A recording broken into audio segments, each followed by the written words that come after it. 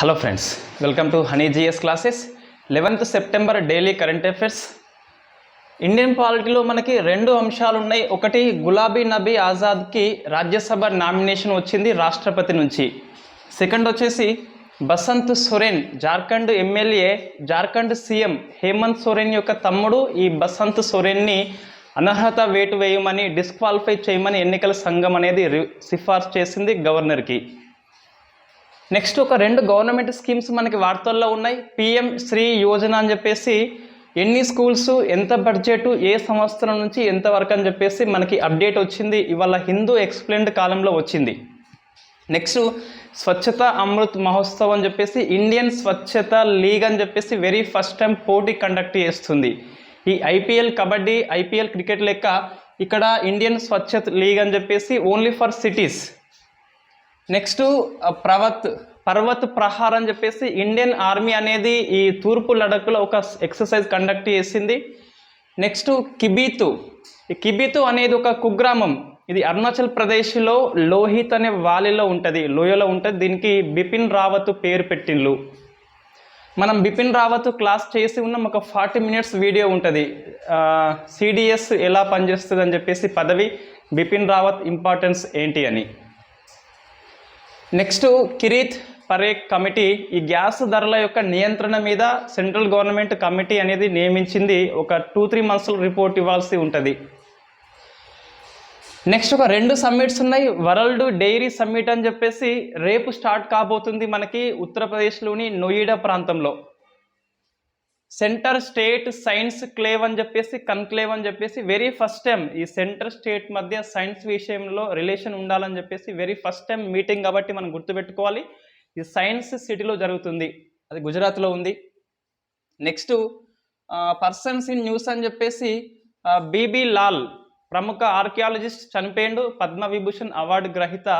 మనకి archaeology survey of ఇండియాకి కూడా డైరెక్టర్గా పనిచేస్తాడు 1968 నుంచి 72 మధ్యన. సో ఇది మనకి వార్తల్లో ఉన్న అంశాలు. తక్కువ అంశాలు ఉన్నాయి, మళ్ళీ అన్ని ఇంపార్టెంట్ ఇష్యూ ఉన్నది. సో మనం ఫస్ట్ చూస్తే ఎవరు, గులాబ్ నబీ ఆజాద్. ఈయనెవరు, జమ్మూ కాశ్మీర్ వాసి. ఇతనికి రాజ్యసభ నామినేషన్ వచ్చింది. ఇంతకుముందు రాజ్యసభ మెంబర్గా ఉన్నాడు, ఇప్పుడు నామినేషన్ వచ్చింది. సో రాష్ట్రపతి నామినేషన్ చేసింది ఎవరు, ద్రౌపది ముర్ము. రాజ్యసభకి నామినేట్ చేసింది. ఈ అధికారం ఎక్కడ ఉంది, article number 80 sub class 1A ఉంటుంది. రాష్ట్రపతి షెల్ అని ఉంటుంది. President of India shall nominate, not may nominate. Shall nominate అంటే కంపల్సరీగా నామినేషన్ చేయాల్సి ఉంటుంది. ఎంతమందిని అంటే 12 members చేయాలి. సో ప్రజెంట్ మనకి ఈ గులాం నబీ ఆజాద్తోని 10 మంది అయిపోయిండ్రు, ఇంకా 2 ఖాళీలు ఉన్నాయి, ఇంకా 2 చేయాల్సి ఉంటుంది. ఇటీవల మనకి వార్తల్లో ఉన్నది, ఈ 4 సౌత్ స్టేట్ నుంచి 4 members వచ్చిండ్రు.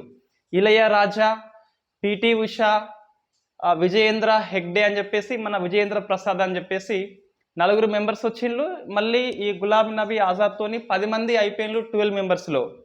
సో ఇక్కడ ఏముంది, షెల్ అంటే తప్పకుండా నామినేట్ చేయాల్సి ఉంటుంది. ఏ రంగాల్లో అంటే మనకు తెలుసు ఆల్రెడీ, ఆర్ట్స్లో, సైన్స్లో, లిటరేచర్లో అండ్ సోషల్ సర్వీస్లో. సో కళలు, సాహిత్యము, సైన్స్, సామాజిక సేవ 4 నిష్ణాతులు అయినట్లయితే వాళ్ళ యొక్క మేధస్సు వృధా పోవద్దు, సభకి అవసరం అని చెప్పేసి రాష్ట్రపతి నామినేట్ చేస్తుంది లేదా చేస్తాడు. Article number 81 sub class A ప్రకారము. సేమ్ మనకి ఈ లోక్సభకి చూస్తే ఈ పేరు గుర్తుపెట్టుకోవాలి. గులాం నబీ ఆజాద్ ఇంపార్టెన్స్ ఏంటి అంటే, కాశ్మీర్ నుంచి ఫస్ట్ గుర్జార్ ముస్లిం కేటగిరీలో వెరీ ఫస్ట్ పర్సన్ రాజ్యసభకి. సో గుర్జార్ ముస్లిం అంటాం. సో ఈ ముస్లిం కేటగిరీలో వెరీ ఫస్ట్ టైం ఈ కేటగిరీలో నామినేషన్ అనేది వెరీ ఫస్ట్ టైం కాబట్టి మనం గుర్తుపెట్టుకోవాలి. గులాబీ నబీ ఆజాద్ అని చెప్పేసి గులాం. సో నేను గులాం కాదు, మీకు ఆజాదీ అని చెప్పేసి ఇటీవల కాంగ్రెస్ నుంచి బయటకు వచ్చిండు, ప్రతిఫలం అయితే వచ్చింది. రైట్. నెక్స్ట్ ఏంటి, లోక్సభకి మరి 2 ఆంగ్లో ఇండియన్స్ మనకి ఇంతకుముందు ఉన్నది. సో 2 ఆంగ్లో ఇండియన్స్ అనేది నియమించాల్సి ఉంటుంది. మన నెంబర్ ఆఫ్ టైం ప్రశ్న వస్తుంది, రాష్ట్రపతి పార్లమెంట్కి ఎంతమందిని అన్నప్పుడు ఇంతకుముందు వస్తే పార్లమెంటు అన్నప్పుడు లోక్సభ అని చెప్పేసి 2, రాజ్యసభ అని చెప్పేసి 12 మొత్తం 14 అని చెప్పేసి మనకి ట్రాప్ క్వశ్చన్ వచ్చేది, 2 12 14 లేదా పైవన్నీ అని చెప్పేసి. ఇప్పుడు మనకు ఛాన్స్ లేదు. 104వ కాన్స్టిట్యూషనల్ అమెండ్మెంట్ యాక్ట్ ద్వారా ఈ ఆంగ్లో ఇండియన్స్ యొక్క ప్రాతినిధ్యాన్ని, నామినేషన్ని రద్దు చేసిండ్రు. రద్దు చేయొచ్చా అంటే ఈ మనకి 331 ఆర్టికల్ ఉంటుందండి. దీని ప్రకారము రాష్ట్రపతి మే నామినేట్ అంటున్నా, అంటే రాష్ట్రపతి చేస్తే చేయవచ్చు, లేకుంటే లేదు. మే అంటే తప్పనిసరి కాదు, షెల్ అంటే తప్పనిసరి. ఈ డిఫరెన్సెస్ ఏంటి అంటే ఇది కీవర్డ్, మే తప్పనిసరి కాదు, షెల్ తప్పనిసరి. సో మనకి 81A ప్రకారం కంపల్సరీ చేయాల్సి ఉంటుంది, దీన్ని రద్దు చేయలేము. 331 ప్రకారము ఇద్దరిని చేస్తే చేయవచ్చు, లేకుంటే లేదు. తగినంత ప్రాతినిధ్యం లేదని భావిస్తే ఎస్ చేయొచ్చు, ఉందని భావిస్తే చేయనవసరం లేదు. 331 ఆర్టికల్. 333 ఆర్టికల్ ఏంటి మనకి, ఇన్ఫ్యాక్ట్ అది విధానసభకి, స్టేట్ అసెంబ్లీకి గవర్నర్ ఒక్కరిని చేయొచ్చు. ఇది కూడా మనకి రద్దయిపోయింది. ఆంగ్లో ఇండియన్స్ అనే పదం మనకి లేదు కాబట్టి రద్దయిపోయింది. ఒక క్వశ్చన్కి ఆన్సర్ చేయండి. ఆంగ్లో ఇండియన్స్ యొక్క నిర్వచనం అనేది రాజ్యాంగంలో ఏ ఆర్టికల్ దగ్గర ఉంది? మనం కన్ఫ్యూజ్ కావద్దు. ఆంగ్లో ఇండియన్స్ యొక్క నామినేటెడ్ అంటే 331, 333 పేర్కొంటుంది. నెక్స్ట్ ఏంటి, ఆంగ్లో ఇండియన్స్ యొక్క నిర్వచనము, ఎవరు ఆంగ్లో ఇండియన్ కిందికి వస్తాడు అని చెప్పేసి ఇది ఏ ఆర్టికల్లో ఉంది? 331 కాదు, 333 కాదు, ఏ ఆర్టికల్? ఒక క్వశ్చన్. నెక్స్ట్ వచ్చేసి ఇది 334 ఆర్టికల్ అనేది క్రింది వర్గానికి రిజర్వేషన్ కల్పిస్తుంది, పొలిటికల్ రిజర్వేషన్ అని చెప్పేది. So 1 SC, 2 ST, 3 Anglo Indians, 4 నన్. క్వశ్చన్ ఏంటి అంటే 334 ఆర్టికల్ పేర్కొన్న ప్రకారము ఈ క్రింది వర్గానికి రాజకీయ రిజర్వేషన్లు పొడిగించవచ్చు లేదా కల్పించవచ్చు. SC, ST, ఆంగ్లో ఇండియన్స్, నన్ అని చెప్పేసి, లేకుంటే 1 2 1 2 3 కూడా ఏమైనా ఉంటే అవి కూడా ఆన్సర్స్ అనేది చేయండి. సో ఇది మనకి గులాం నబీ ఆజాద్ కారణంగా వార్తల్లో వచ్చిన అంశాలు. సో నెక్స్ట్ మనకి బసంత్ సొరేన్. సో ఏంటి బసంత్ సొరేన్ యొక్క మ్యాటర్ ఏంటి? సో బసంత్ సొరేన్, ఇన్ఫ్యాక్ట్ ఇతను హేమంత్ సొరేన్ యొక్క అన్నను తమ్ముడు మొత్తం మీద, రైట్. వీళ్ళిద్దరైతే అన్నదమ్ములు. ఇన్ఫ్యాక్ట్ ఈయన జార్ఖండ్ యొక్క సీఎం, ఈయన ఎమ్మెల్యే. వీళ్ళిద్దరికి మైనింగ్ యొక్క లీజ్ కేసు అని చెప్పేసి, వీళ్ళు వాస్తవం గవర్నమెంట్ పర్సన్స్, వీళ్ళకి ప్రభుత్వ కాంట్రాక్ట్ పొందొద్దు. ఇది ఎక్కడ ఉంది? 1951 రిప్రజెంటేటివ్ ఆఫ్ పీపుల్స్ యాక్ట్లో సెక్షన్ 9A ఉంది. మనం డిస్కస్ చేసినాం ఆల్రెడీ, హేమంత్ సోరెన్ దగ్గర డిస్కస్ చేసినాం. దీని ప్రకారము ఇది ఆఫీస్ ఆఫ్ ప్రాఫిట్ కిందికి వస్తుందని చెప్పేసి, లాభదాయక పదవి కిందికి వస్తుందని చెప్పేసి గవర్నర్కి కొంతమంది ఫిర్యాదు చేస్తే గవర్నర్ అనేది ఎన్నికల సంఘం యొక్క అభిప్రాయం కోరిండు. మనకి స్పష్టంగా 192 ఆర్టికల్ అండి, 192 ఆర్టికల్. అటు చూస్తే 103 ఆర్టికల్. ఒక శాసనసభ సభ్యుడు అనేది డిస్క్వాలిఫై అవుతాడు అని చెప్పేసి గవర్నర్ భావిస్తే 192(1) అంటాం. అది 192(2)లో ఏముంటుంది అంటే ఎన్నికల సంఘం అభిప్రాయం కోరినప్పుడు ఎన్నికల సంఘం అనేది సలహా ఇస్తే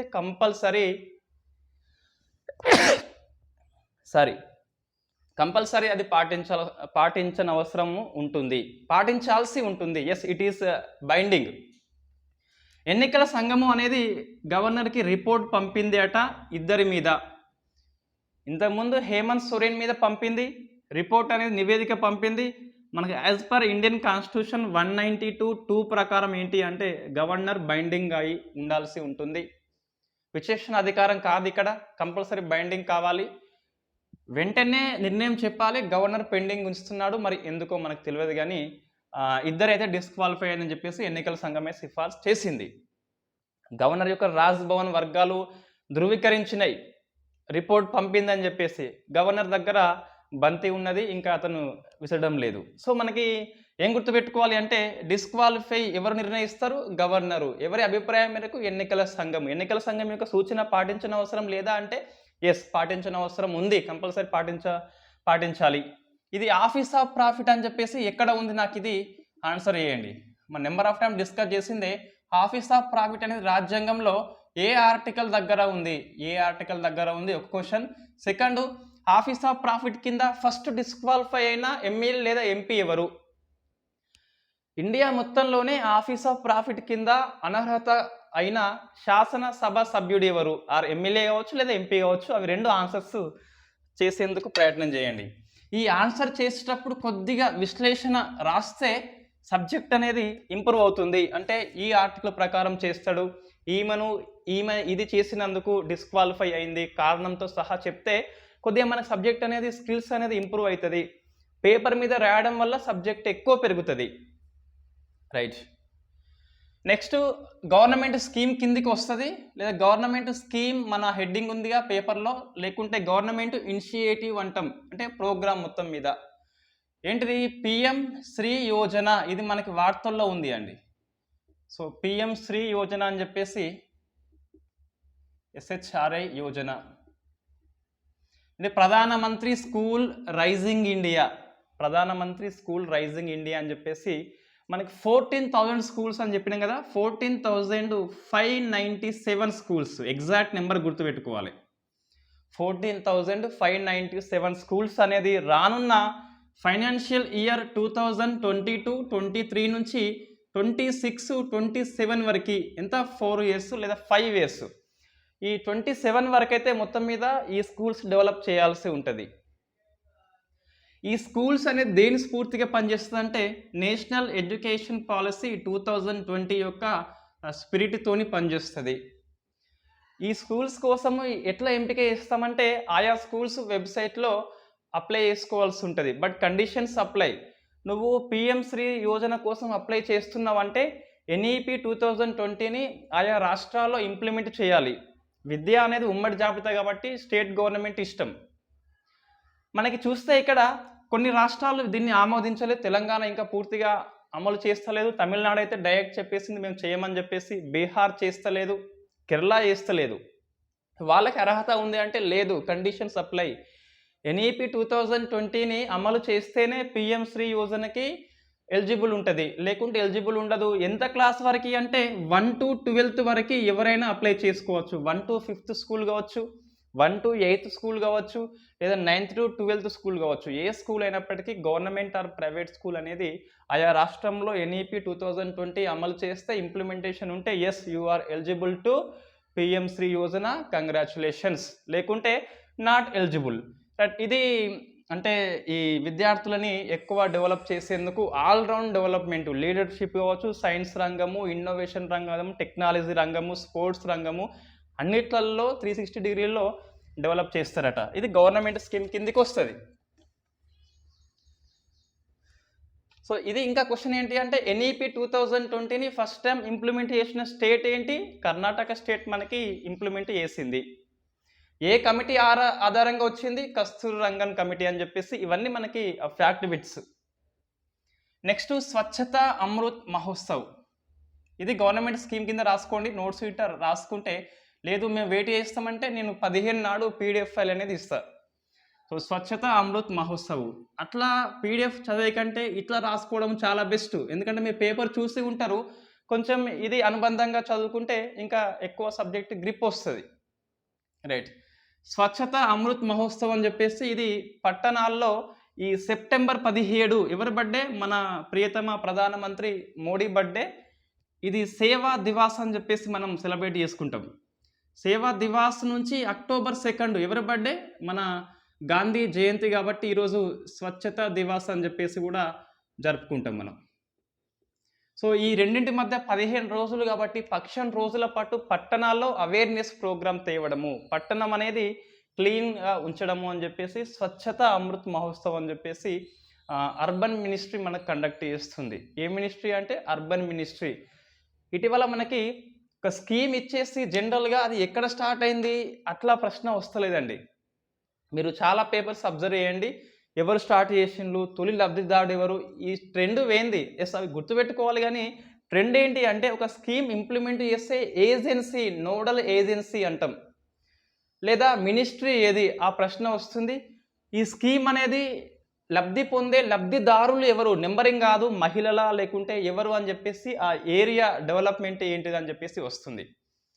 మనకి ఇటీవల ఈ కుషియార్ నది అని చెప్పేసి ఒప్పందం జరిగింది బంగ్లాదేశ్కి, ఇండియాకి. ఈరోజు మనకి హిందూ పేపర్లో వచ్చింది, మనం ఆల్రెడీ నోట్స్లో పీడిఎఫ్లో రాసి ఉన్నాం. కానీ ఆ ఒప్పందం ద్వారా ఇండియాలో ఏ రాష్ట్రము లేదా బంగ్లాదేశ్లో ఏ జిల్లా అనేది లబ్ధి పొందుతుంది. దక్షిణ అస్సాం అని చెప్పేసి, సిల్హాట్ జిల్లా అని చెప్పేసి బంగ్లాదేశ్లో లబ్ధి పొందుతుంది. అట్లా మనకి డెప్త్గా క్వశ్చన్ మ్యాప్ ప్యాంటింగ్ బేస్లో వస్తుంది. రైట్, ఈ 15 రోజులు మనకి సెలబ్రేషన్స్ అనేవి ఉన్నాయి. ఆయా పట్టణాల వాళ్ళు అవేర్నెస్ ప్రోగ్రామ్ కండక్ట్ చేయాల్సి ఉంటుంది. నెక్స్ట్ ఏంటి అంటే ఈ ఇండియన్ స్వచ్ఛత లీగ్ అని చెప్పేసి ఐపీఎల్ మాదిరి ఐఎస్ఎల్ని కండక్ట్ చేస్తున్నారు. ఆయా పట్టణ ప్రాంతాలు ఉంటే గిట్ట పట్టణ ప్రాంతంలో ఈ స్వచ్ఛత కోసం ఎటువంటి ప్రోగ్రామ్స్ కండక్ట్ చేసిండ్రు అని చెప్పేసి ఆ వెబ్సైట్లో, అర్బన్ మినిస్ట్రీ వెబ్సైట్లో అప్లోడ్ చేస్తే దాన్ని చూసి ఈ అక్టోబర్ 2 నాడు అవార్డు ఇస్తారు, ఉత్తమ స్వచ్ఛత అవార్డు అని చెప్పేసి ఇస్తారు. సో మనం ఏం చేయాలి అంటే, మీరు పట్టణంలో ఉంటే మీ పట్టణంలో స్పెషల్గా ప్రోగ్రామ్స్ ఏమైనా కొత్తగా ఇన్నోవేషన్ స్కీమ్స్ ఏమైనా ఇంప్లిమెంట్ చేస్తే అప్లై చేయొచ్చు.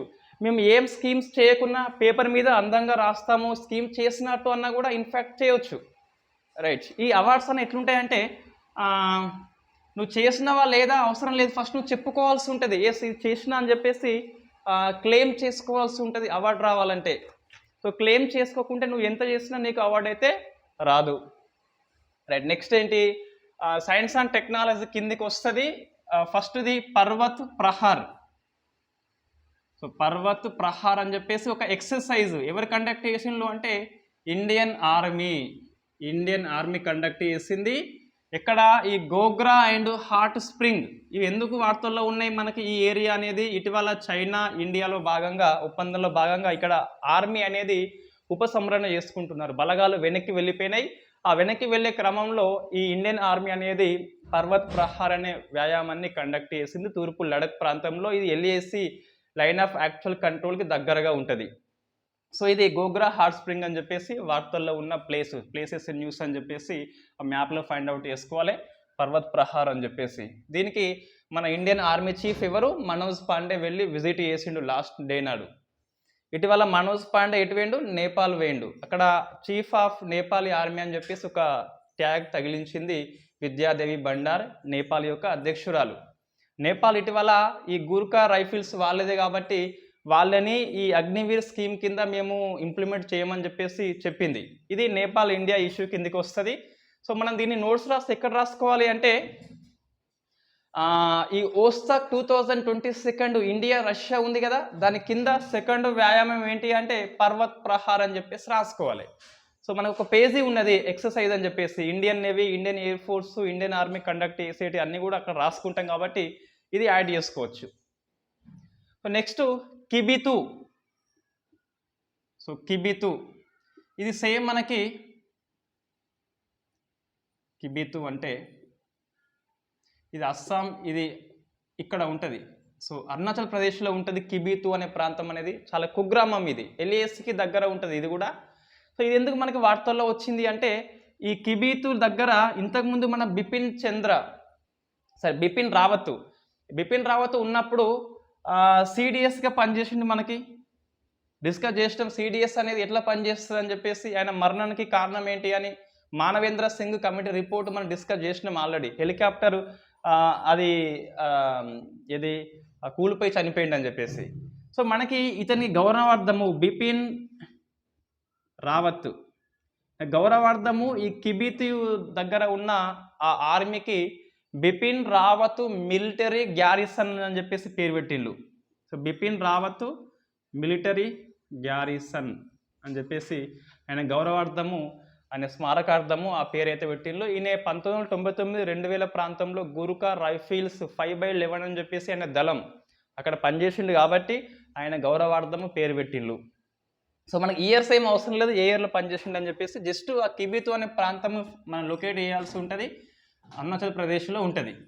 ఇన్ఫ్యాక్ట్ అది ఈ లోహిత్ లోయ దగ్గర ఉంటుంది. లోహిత్ నది మనం డిస్కస్ చేసినాం. భూపెన్ హజారికా వంతెన అని చెప్పేసి 9.5 కిలోమీటర్స్ ఇండియాలోనే నది మీద అతి పొడవైన వంతెన అని చెప్పేసి డిస్కస్ చేసినాం మనం already. Next Kirit Parekh committee. So committee మనకి ఎక్కడ రాసుకోవాలి? కమిటీ ఇన్ న్యూస్ అని చెప్పేసి మనకు పేపర్ ఉన్నది కదా, అక్కడ కిరీత్ పరేఖ్ కమిటీ రాసుకోవాలి. ఇది ఎందుకు నియమించిండ్రు అంటే ఈ మనకి oil and natural gas ministry అనేది నియమించింది. ఎందుకోసము అంటే ఈ గ్యాస్ ఎల్పిజి గ్యాస్ ఉంది కదా, దీని యొక్క ధరని నియంత్రణ చేయాలి, ధర యొక్క విధానాన్ని కొత్తగా అమలు చేయాలని చెప్పేసి ఆ రేటు పాలసీ ఎలా ఉండాలని కొత్త ఫార్ములా కనిపెట్టాలట. ఇప్పుడు ఎల్పిజి రేట్ అనేది ఎక్కువ ఉంది కాబట్టి తగ్గించాలి, కొత్త ఫార్ములా కనిపెట్టు అని చెప్పేసి కిరీత్ పరేఖ్ కమిటీని నియమించిండు. మనకి 2 క్వశ్చన్స్ నేను డిస్కస్ చేసిన ఇంతకుముందు, వాటికి ఆన్సర్ చేయండి. 100% LPG I mean free smoke స్టేట్గా ఇటీవల ఏ రాష్ట్రం రికార్డు సృష్టించింది? ఈ ఎల్పిజిలో గ్యాస్ లీకేజీ గుర్తించేందుకు వాడబడే రసాయనం ఏంటి అని చెప్పేసి రెండింటికి ఆన్సర్ చేయండి. సో రసాయనం ఏంటి మనం వాడబడేది? ఇన్ఫ్యాక్ట్ ఆ లీకేజీ అయిందని చెప్పేసి ఒక స్మెల్ వస్తుంది, అది ఏ వాయువు అని చెప్పేసి ఆన్సర్ చేయండి. ఇటువంటి మనకు టీఎస్పీఎస్సీ పరీక్ష రాస్తే ఎస్ఐపిసి కాకుండా బెనిఫిట్ ఏంటంటే ఈ 8th, 9th, 10th, 11th, 12th యొక్క సైన్స్ అండ్ టెక్నాలజీలో సైన్స్ అంశాలు అనేవి బయాలజీ, ఫిజిక్స్, కెమిస్ట్రీ అనేది అన్నీ చదవద్దు. మనకు రియల్ లైఫ్కి ఏవైతే సంబంధం ఉన్నాయో వాటిని ఒక దగ్గర రాసుకోవాల్సి ఉంటుంది. ఆల్రెడీ టెలిగ్రామ్ గ్రూప్లో నోట్స్ ఉన్నది. ఆ ఫిజిక్స్, కెమిస్ట్రీ, బయాలజీ ఏంటి అంటే 8th, 9th, 10thలో ఉన్న రియల్ లైఫ్ మ్యాటర్స్ అవే వస్తాయని కాదు, కానీ అవైతే తప్పనిసరిగా అధ్యయనం చేయాలి. రైట్. Next summits. ఒకటి వరల్డ్ డైరీ సమ్మిట్, ప్రపంచ పాడి పరిశ్రమ మీటింగ్ అని చెప్పేసి మన యూపీలోని నోయిడా ఇక్కడ జరుగుతుంది. అంటే ఇంత 1974లో జరిగింది, ఆల్మోస్ట్ 50 years తర్వాత మళ్ళీ జరుగుతుంది ఇండియాలో. సో లాస్ట్ టైం మనకి 1974లో జరిగిందండి వరల్డ్ డైరీ సమ్మిట్ అని చెప్పేసి. మళ్ళీ ఆల్మోస్ట్ 50 years తర్వాత, సరే 48 years తర్వాత కానీ 50 అనుకోండి, మళ్ళీ జరుగుతుంది. సెప్టెంబర్ 12th నుంచి మనకి ఇంకా ఇన్ఫర్మేషన్ ఏమి లేదు, జస్ట్ మనకి పిఐబి వెబ్సైట్లో ఉన్నది. దీన్ని ప్రధానమంత్రి లాంచ్ చేస్తానని చెప్పేసి ఉన్నది. సో థీమ్ ఏంటి అంటే dairy. So dairy for nutrition and livelihood అని చెప్పేసి, లేదా లివ్లీహుడ్ అని చెప్పేసి మనకున్నది. ఇది థీమ్ అండి. రైట్. మనకు చూస్తే పాల ఉత్పత్తిలో ఇండియా అగ్రస్థానం ఉంటుంది. ఆల్మోస్ట్ 1/5% మనదే. 23% అనేది ప్రపంచ పాల ఉత్పత్తిలో సగం కంటే ఎక్కువ మన దగ్గరనే ఉత్పత్తి అవుతుంది. సో మనకి వర్గీస్ కురియన్ అని చెప్పేసి నేషనల్ డైరీ డెవలప్మెంట్ బోర్డు మనకి ఫస్ట్ అధ్యక్షుడు. అది జీకే పాయింట్ ఆఫ్ వ్యూలో పనికి వస్తుంది. దీని గురించి మనం మళ్ళీ ఇంకా డిస్కస్ చేద్దాం తర్వాత, అంటే ఇంకా మీటింగ్ జరగలేదు, మీటింగ్ జరిగిన దాదాపు ఇవే అంశాలు ఉంటాయి. నెక్స్ట్ వెరీ ఫస్ట్ ఇది centre state science conclave. So science conclave అని చెప్పేసి సమ్మిట్ ఇది వెరీ ఫస్ట్ టైం. అంటే సైన్స్ విషయంలో స్టేట్ అండ్ సెంటర్ మధ్యన సమన్వయం కోసం అని చెప్పేసి దీన్ని కండక్ట్ చేస్తున్నారు. ఇక్కడ మనకి అంటే గుజరాత్లోని సైన్స్ సిటీ అహ్మదాబాద్లో ఉంటుంది. ఈ సైన్స్ సిటీలో దీన్ని కండక్ట్ చేస్తున్నారు. రేపేమో అయిపోతున్నట్టుంది, రేపు మేబీ. సో ఇక్కడ ఏంటిదంటే ఇండియా అనేది అండ్ స్టేట్స్ రెండు కలిసి పనిచేయాలి. ఇండియా అంటేనే రాష్ట్రాల కలయిక కాబట్టి సో కలిసి పనిచేయాల్సి ఉంటుందని ఒక 3 రంగాలండి. సైన్స్లో, శాస్త్రీయ అంశాలలో, టెక్నాలజీ సాంకేతిక రంగంలో అండ్ ఇన్నోవేషన్ ఆవిష్కరణ రంగంలో 3 రంగాల్లో కలిసి పనిచేయాలని చెప్పేసి థీమ్ ఎంచుకున్నారు.